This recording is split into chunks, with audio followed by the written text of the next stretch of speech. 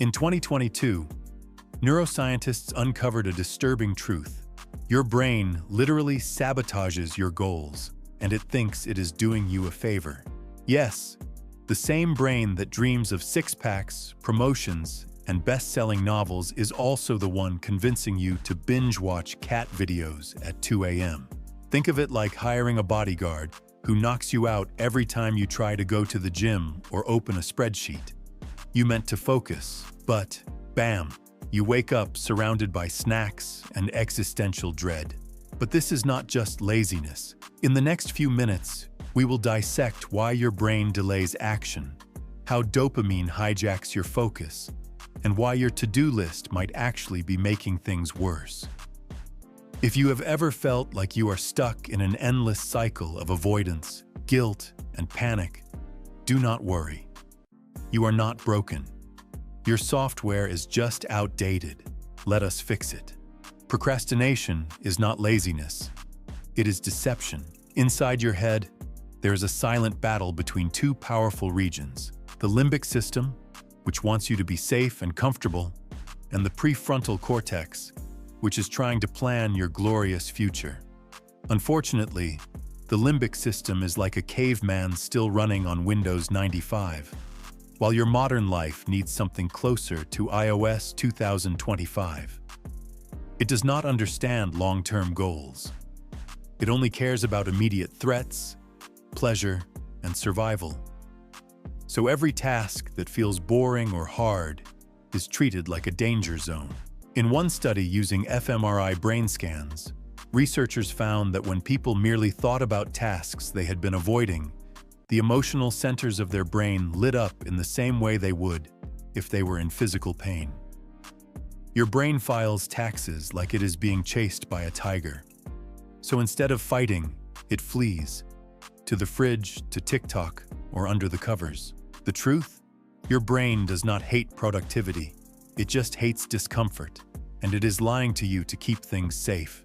Modern life has hacked your reward system, and now you are stuck playing a game you did not even sign up for. See, procrastination is not just about avoiding work. It is about chasing easier, faster rewards. That is where dopamine comes in, the feel-good chemical that fires every time you eat a cookie, check your phone, or refresh your notifications. Your brain is not wired for long-term fulfillment. It is wired for now. And every time you skip a task to scroll Instagram or fall into a YouTube rabbit hole, it is like you are pulling the lever on a slot machine. Jackpot. 12 likes and a video of a capybara in a hot tub. Scientific studies show that this dopamine feedback loop makes quick, easy tasks far more appealing than the effort-heavy ones.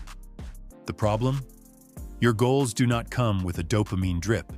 They come with stress, resistance, and delayed gratification. So you are not addicted to your phone. You are addicted to avoiding discomfort. And that is a very different beast. Waiting to feel ready is the ultimate trap. Here is the ugly truth. If you are waiting for motivation to strike before you start, prepare to wait forever. Motivation does not precede action. In fact, it is the result of it. We have been sold a lie that the secret to success is feeling inspired. But your brain is not a movie character. It is not going to wake up one morning with dramatic music playing and suddenly want to clean the garage or launch that side hustle. What really happens is this. You start doing the thing, and somewhere along the way, your brain starts to cooperate. Psychologists call this the Zeigarnik effect, the mind's tendency to remember unfinished tasks more than completed ones. Once you begin something, your brain keeps nagging at you until it is finished. This tension, this little mental itch, is what creates momentum. The trick is getting started before your brain can talk you out of it. Waiting for motivation is like waiting for a toxic ex to bring you closure. It is not coming, and you already know that. Your brain only starts moving once it sees you sweating, so do not wait to feel ready. Start doing. Motivation will show up like a jealous ex once it sees you thriving.